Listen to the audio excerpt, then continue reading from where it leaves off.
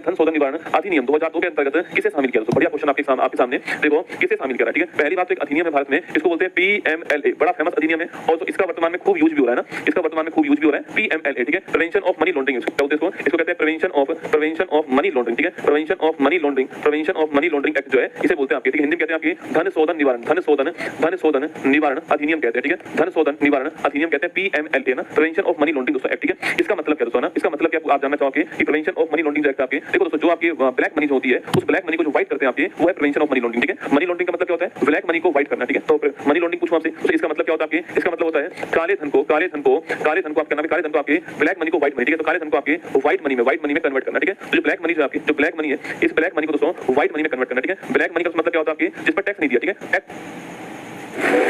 आपके इस टैक्स की धांधली जहां पर हुई है, टैक्स नहीं दिया गया है, उसे बोलते हैं ब्लैक मनी, ठीक है। जिस मनी पर टैक्स नहीं मिला आपके वो ब्लैक मनी है। इस ब्लैक मनी को तो घुमा करके आपके विदेशों में घुमाएगा आपके, वहां से घुमा के वापस लाएगा आपके और व्हाइट मनी इसको बना दिया, ठीक है। तो यहां से पैसा कहां भेजा? यहां से पैसा उस देश में भेज दिया जहां पर टैक्स बहुत कम लगता है, ठीक है। वहां पर कम टैक्स देकर के उस पैसे को वापस यहां पर बुला लिया, ठीक है। तो ब्लैक मनी को व्हाइट मनी कर दिया आपके, इसको बोलते हैं आपके, इसे बोलते हैं मनी लॉन्ड्रिंग। क्या बोलते हैं? इसे बोलते हैं मनी लॉन्ड्रिंग या फिर इसे कहते हैं हम लोग धन शोधन कहते हैं। क्या बोलते हैं? मनी लॉन्ड्रिंग या फिर धन शोधन कहते हैं, आपको ध्यान रखना है, ठीक है। इसको रोकने के लिए ना, इसको रोकने के लिए 2002 में एक अधिनियम आया, ठीक है। इसे रोकने के लिए 2002 में एक अधिनियम आ गया, उसका नाम क्या है? प्रिवेंशन ऑफ मनी लॉन्ड्रिंग जो है वो एक्ट इसका नाम है, ठीक है। और दोस्तों इसी एक्ट से हमारे यहाँ पर एक संस्था को पावर मिलती है आपके, इसी एक्ट से हमारे यहाँ पर एक संस्था है उसको पावर मिलती है, उसका नाम है आपकी ईडी। नाम सुना आपकी? अरे ईडी नाम सुना होगा आपने, ईडी का जो है इसी तो आपकी इसी एक्ट से किसे पावर मिलती है आपकी? जो ईडी जो है हमारा एनफोर्समेंट डायरेक्टरेट जो है, प्रवर्तन निदेशालय जो है, इसको पावर मिलती है, ठीक है। तो जो ईडी डिपार्टमेंट है ना आपका, जिसको गिरफ्तार करने की पावर भी आपकी ईडी डिपार्टमेंट जो है, इसके पास पावर कहां से आई? इसके पास पावर जो आती है वो कहां से आती है? Prevention of money laundering act आपकी इससे पावर आती है किसके पास में? ईडी के पास में, ठीक है। अब दोस्तों एक नई संस्था जो है उसको भी इसके अंदर शामिल कर दिया गया, ठीक है। और संस्था कौन सी आपकी? तो वह संस्था कौन सी आपकी? तो इसमें शामिल होने वाली आपकी संस्था का नाम क्या है? वो है आपकी I4C, क्या नाम है आपकी? I4C इसका नाम है, ठीक है। तो I4C की फुल फॉर्म क्या है? इंडियन साइबर, क्या आपकी?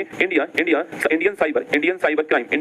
साइबर क्राइम कोऑर्डिनेशन सेंटर, क्या है? कोऑर्डिनेशन सेंटर जो है वो इसकी फुल फॉर्म है, ठीक है। तो इसकी फुल फॉर्म क्या है? इसकी फुल फॉर्म है Indian cyber crime coordination centre की फुल फॉर्म है। मतलब कि जो साइबर क्राइम जो होता है, जो आपकी साइबर धोखाधड़ी जो होती है उसको रोकना इसका उद्देश्य है, ठीक है। जो साइबर क्राइम है इसको रोकना इसका उद्देश्य है, आपको ध्यान रखना है, ठीक है। साइबर क्राइम जो है इसको रोकना जो है इसका उद्देश्य है, ये आपको नोट करना है, ठीक है। इसको शामिल करते हैं किसमें? आपके पीएमएलए में शामिल कर दिया, ठीक है। गुरुजी इसका मतलब क्या है दोस्तों? इसका मतलब ये है कि भविष्य के अंदर I4C जो है, I4C अपनी जो आपकी जो भी इसके पास जो डाटा होगा वो किसको देगी? ईडी को देगी। और ईडी दोस्तों आपको जो भी जानकारी होगी वो I4C को देगा, ठीक है। इसका मतलब क्या है? तो इसका मतलब ये होने वाला है आपकी, इसका मतलब ये होने वाला है ईडी और I4C जो है, ईडी और I4C अपनी जानकारी आपस में साझा करने वाले, ठीक है। आपस में साझा करने वाले हैं, ये आपको ध्यान रखना है, ठीक है। ये इसका मतलब होने वाला है कि ईडी और I4C जो है अपनी जानकारी होंगी उसको आपस साझा करेंगे, ये इसका मतलब होने वाला है, ठीक है। तो I4C जो आपकी 2020 में इसको स्थापित किया गया था आपकी, और गृह मंत्रालय के अंदर आता है आपकी, जो होम मिनिस्ट्री है इसके अंदर आता है, 2020 में स्थापित हुआ था और साइबर क्राइम को रोकने के लिए इसको स्थापित किया गया था, ठीक है। I4C करेक्ट आंसर हमारा, ये आपको ध्यान रखना है, ठीक है। अब सुनिए दोस्तों मेरी बात को, ये जो आपकी साइबर क्राइम है उसके बारे में आपको 2-3 बातें भारत में ध्यान रखनी है, ठीक है। देखो पहली बात तो इसके दोस्तों अलग-अलग टाइप हो सकते हैं, ठीक है। कंप्यूटर के द्वारा, तो मोबाइल के द्वारा, इंटरनेट के द्वारा अलग-अलग टाइप से आपके साथ में धोखाधड़ी आपकी हो सकती है, ठीक है। तब देखिए क्यों दोस्तों आपके भारत का कोई भी एग्जाम देख लीजिए आप, जो पुलिस का एग्जाम हो उसमें देखना ये वाला टॉपिक आपके अलग सेट किया गया, ठीक है।